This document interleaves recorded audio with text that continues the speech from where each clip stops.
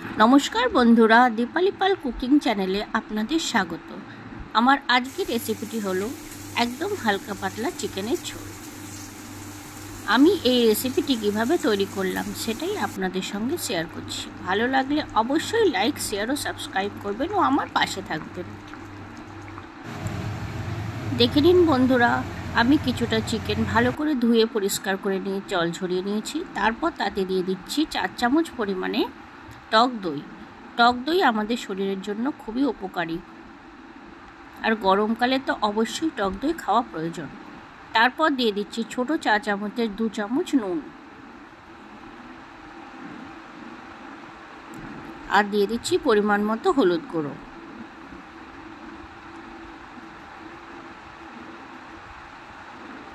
তারপর দিয়ে দিচ্ছি কাশ্মীরি লঙ্কার গুঁড়ো। ঝালটা আপনারা আপনাদের পরিমাণ মতো অবশ্যই দিয়ে নেবেন। তারপর দিয়ে দিচ্ছি ছোট চা চামচের 1 চামচ ধনে গুঁড়ো আর 1 চামচ জিরে গুঁড়ো।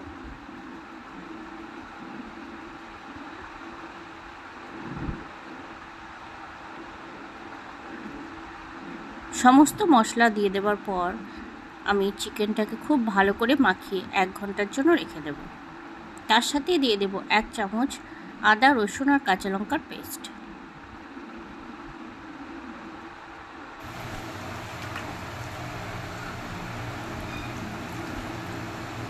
সমস্ত মশলা দিয়ে খুব ভালো করে চিকেনটাকে মাখিয়ে নিতে হবে। তারপর ঢাকা দিয়ে 1 ঘন্টা রেখে দিতে হবে।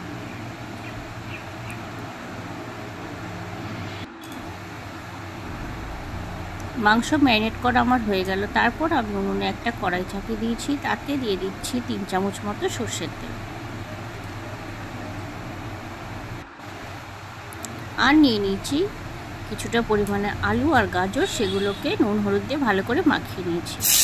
তেল গরম হয়ে গেলে সেগুলো তেলে দিয়ে দিলাম, আর হালকা করে সুন্দরভাবে সব ভেজে নেব।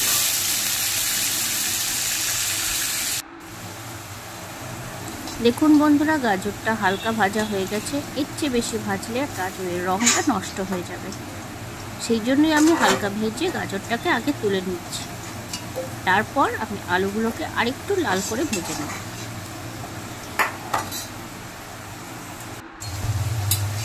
আলুগুলোও ভাজা হয়ে গেছে। এবারে আমি একটা পাত্রে তুলে নিচ্ছি।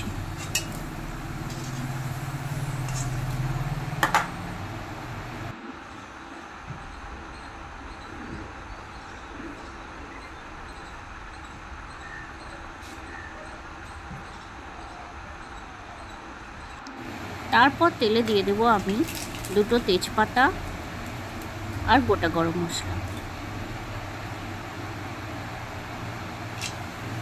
গোটা গরম মশলা থেকে একটু সুন্দর গন্ধ বেরোনোর পর দিয়ে দেবো আমি ফোড়নে সামান্য পরিমাণে গোটা জিরে। সব মশলাগুলো ভাজা গন্ধ বেরোনোর পর দিয়ে দেবো আমি পেঁয়াজ কুচি। পেঁয়াজটাকে ভালো করে নেড়ে চেড়ে সমস্ত মশলার সাথে মিশিয়ে নিলাম, আর পেঁয়াজটা তাড়াতাড়ি নরম হওয়ার জন্য দিয়ে দিচ্ছি সামান্য পরিমাণে নুন আর চিনি।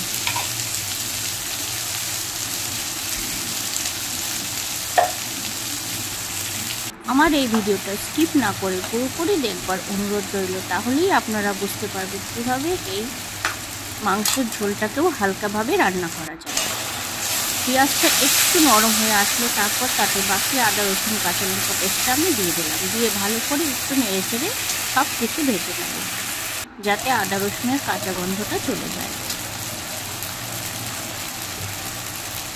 সব কিছু খানিকক্ষণ ভেজে নেওয়ার পর আগে থেকে ম্যারিনেট করা মাংসটা সমস্ত আমি তাতে দিয়ে দিলাম। তারপর সব কিছু পেঁয়াজের সাথে ভালো করে নেড়ে চেড়ে মিশিয়ে 10-15 মিনিট মতো ঢাকা দিলাম।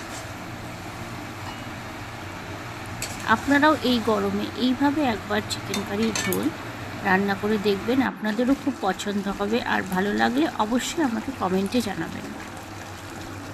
10-15 মিনিট পর ঢাকা খুলে নিয়ে আমি একবার নেড়ে চেড়ে নিয়ে তারপর আগে থেকে ভেজে রাখা গাজর, আলু সব কিছু আমি তাতে দিয়ে দিলাম।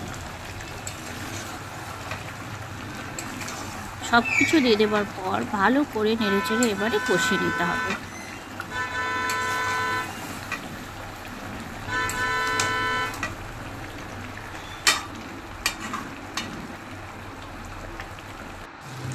যখন মাংস থেকে সমস্ত জল খানিকটা শুকিয়ে আসবে, তারপর আমি দিয়ে দিলাম আমার ঘরে তৈরি করে রাখা 1 চামচ মতো ভাজা মশলা দিয়ে আরও খানিকক্ষণ মিশিয়ে কষিয়ে নেব। মাংস থেকে যখন তেল ছেড়ে আসবে তখনই আমার মাংস কষানোটা হয়ে যাবে। আপনারা দেখে অবশ্যই বুঝতে পারছেন এখন একদমই জল নেই, তেল বেরিয়ে এসছে। সেই জন্যই আমি দিয়ে দিলাম পরিমাণ মতো গরম জল গ্রেভিটা তৈরি করবার জন্য।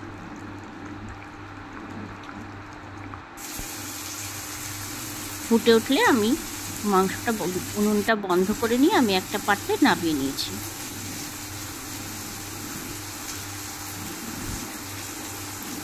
আপনাদের কেমন লাগলো অবশ্যই আমাকে কমেন্টে জানাবেন। আপনারাও একবার বাড়িতে এইভাবে চিকেন কারি তৈরি করে দেখবেন। এভাবেই আপনাদের সাথে গল্প করতে করতে আমার আজকের রেসিপি তৈরি হয়ে গেল হালকা পাতলা গরমের চিকেনের ঝোল। ধন্যবাদ।